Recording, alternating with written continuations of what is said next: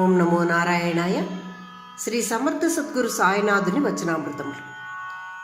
బాబా ఇలా చెప్తున్నారు, ఎవరైతే వారు చేయు పనులను ఫలితం ఆశించి చేస్తారో మరియు ఇంద్రియ విషయాల పట్ల ఆసక్తి కలిగి ఉండి అహంకార భావనతో ఉంటారో అటువంటి వారికి వారి గురువు బోధించు బోధనలు కూడా వారికి ఎక్కవు, అవి గాల్లో కలిసిపోతాయి మరియు వారికి అటువంటి బోధనలేవీను సహాయపడవు అంటున్నారు బాబా.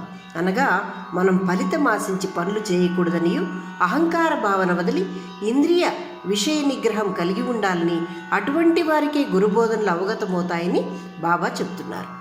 54వ సూత్రము, నా ఖజానాలో అన్నీ అందుబాటులో ఉన్నాయి, నేను ఏదైనా ఇవ్వగలను, అన్నీ ఇవ్వగలను, కానీ వాటిని స్వీకరించే శక్తి మీకు లేదు. మీరు కోరుకున్న వాటిని నేను ఇచ్చినను మీరు జీర్ణించుకోలేరు.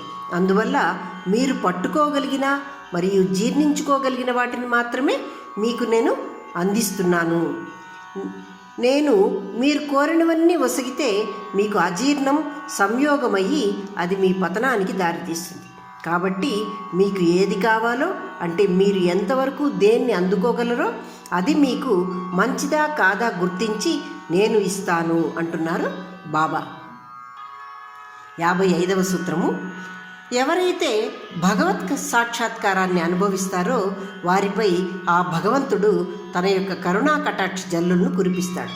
అటువంటి వాడు ఆ భగవంతుని కృపకు పాత్రులై దైవిక ప్రణాళికల యందు నియమించబడెదరు అని చెప్పారు బాబా. 56వ సూత్రము, స్వీయ సాక్షాత్కారం అన్నది ఎకాయకి మనలో ఆవిష్కారమవుతుంది. ఈ స్వీయ సాక్షాత్కారం మనలో ఏర్పడినప్పుడు మనలో అపరిమితమైన ఆత్మశక్తి విడుదలై మన చుట్టూ ఉన్న పరిసరాల నాణ్యతనే అది మార్చేస్తుందట.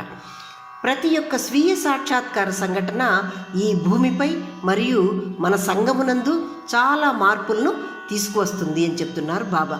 ఈ స్వీయ సాక్షాత్కారం ద్వారా పయనించువాడు ఈ విశ్వశక్తి గావించు మంచి పనులకు ఒక సాధనమవుతాడు ఆయన.